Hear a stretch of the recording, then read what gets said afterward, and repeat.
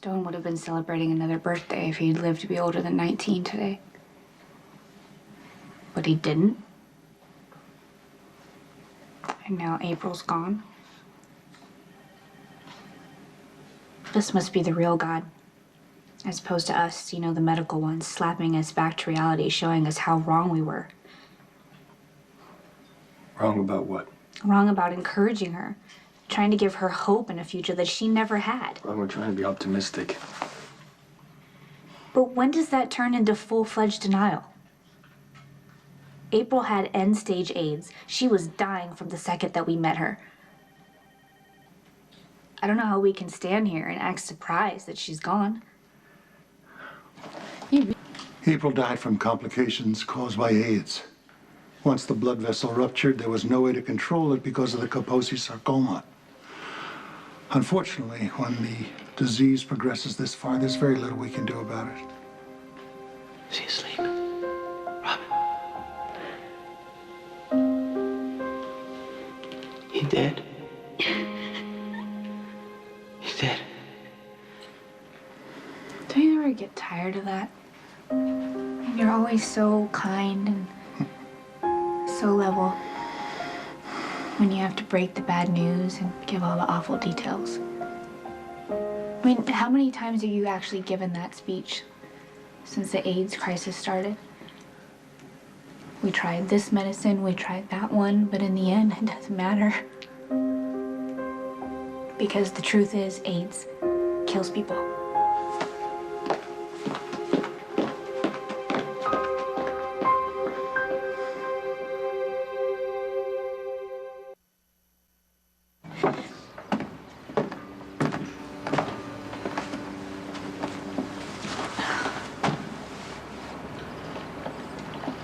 So is this what it's like to be in a relationship? What? Well, when you took off, I figured you went to one of two places. The hospital roof. I know you go there to let yourself hurt. Or here. I went to the roof first. You weren't there.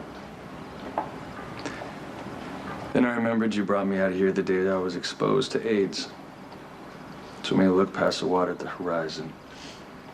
Try and see the bigger picture. That sure sounds like me.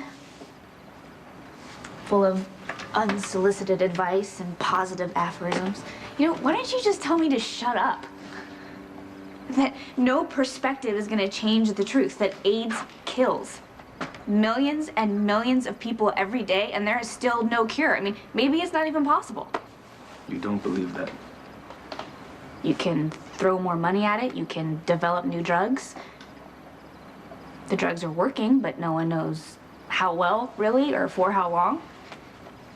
The doctors tell me that if I stay on the cocktail that I could live a long and healthy life, but nobody knows for sure.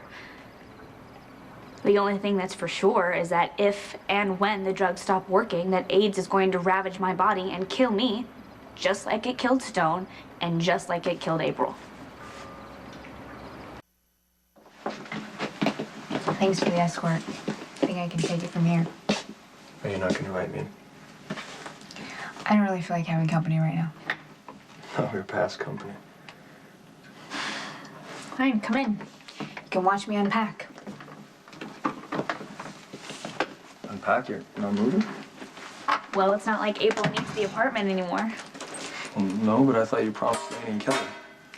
I changed my mind, and you know what? They're both doctors. I'm sure they can cover my share of the rent, and if not, they can find someone else to live there.